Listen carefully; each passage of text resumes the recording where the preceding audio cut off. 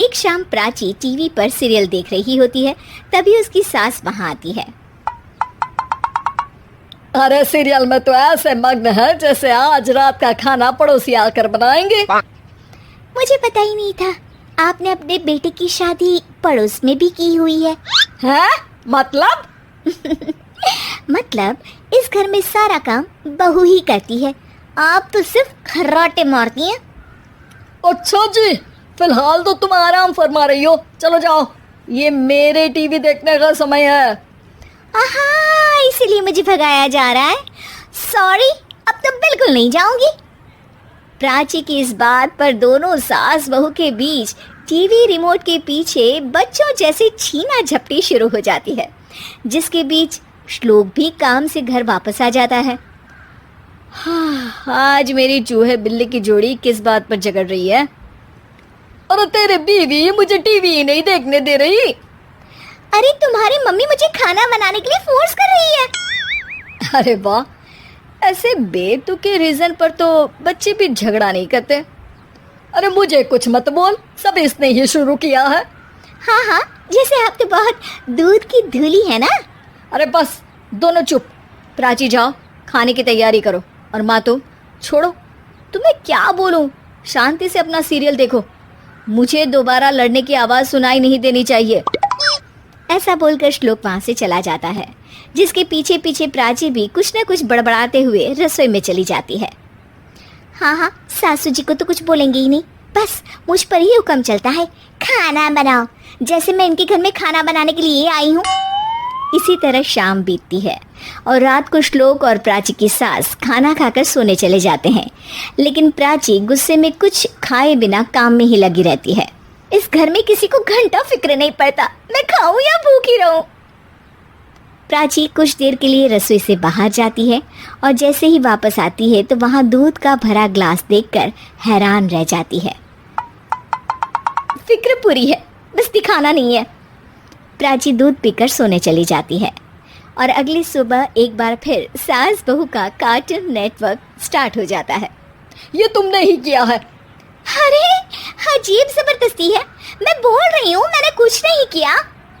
दोनों ने मिलकर पूरे घर को पागल खाना बनाया हुआ है। यहाँ कोई नॉर्मल इंसान तो रह ही नहीं सकता, इसीलिए अब पड़ोसी क्या रिश्तेदार भी घर आने से कतराते हैं। और सुन बेटे, तू भी चंगा, तेरी माँ भी चंगी, तेरी बीवी भी चंगी, रिश्तेदार। हाँ जी, आपको नहीं पता क्या, गंगाधर ही शक्तिमान है, रिश्तेदार ही। हाँ हाँ, बस समझ गया। कभी जानवरों जैसे लड़ेंगी तो कभी जुगलबंदी करेंगी। भाई मैं आप दोनों के बीच में नहीं फंसना चाहता। सास बहू की इस मनमौजी जोड़ी से परेशान होकर श्लोक अपना सिर खुजलाता वहां से चला जाता है। चलो अब मैं भी कीर्तन में जा रही हूँ। इस पर जैसे ही सास कमरे में अपना पर्स लेने जाती है तो वहाँ नाश्ते की प्लेट रखी देख मुस्कुराने लगती है और नाश्ता करके घर से बाहर निकलते हुए कुछ पैसे टेबल पर रख जाती है, जिसके कुछ देर बाद सिलेंडर वाला घर आता है। ओ मोरी मैया, मैं सिलेंडर के बारे में तो बिल्कुल भूल ही गई थी। घर खर्च के सारे पैसे भी मम्मी के पास है और श्लोक से बोला तो उल्टा 4 बात सुनाएंगे। प्राची ये सोच ही रही होती है कि अचानक उसका चेहरा चमक उठता है और वो घर में आकर इधर उधर देखने लगती है।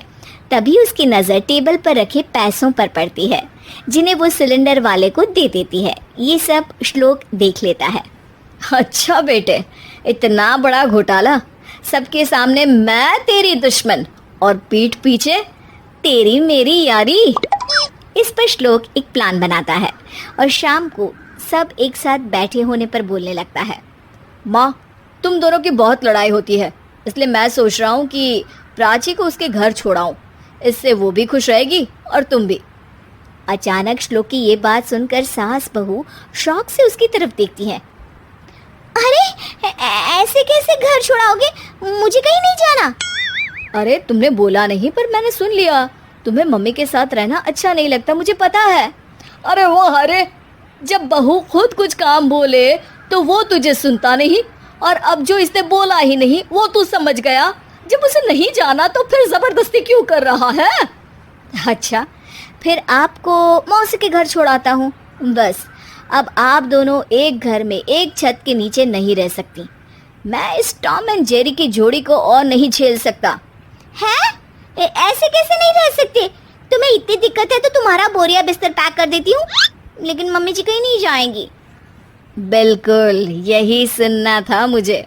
अगर दोनों में इतना ही प्यार है फिर हर वक्त ये लड़ाई का नाटक क्यों करती हो? देखा मैंने कैसे माँ किचन में दूध रखती है और तुम उनके लिए कमरे में नाश्ता रखती हो, और कैसे वो पहले ही तुम्हारी दिक्कत समझकर घर में पैसे रखकर बाहर जाती है। अरे भाई, इतना ड्रामा तो डेली सोप में भी नहीं होता जितना तुम दोनों ने इस घर में फैलाया हुआ है। तू हमें टॉम एंड जेरी बोलता है ना, तो याद कर वो दोनों भी एक दूसरे को बाहर वालों की बुरी नज़र से बचाने के लिए हमेशा सबके सामने लड़ते थे, लेकिन अकेले में दिक्कत के समय मदद भी तो करते थे। बस हमारा रिश्ता भी कुछ ऐसा ही है। और वैसे भी अगर सास बहू में तू मैं नहीं होती तो दुनिया वालों को कहानियाँ कैसे मिलेंगी?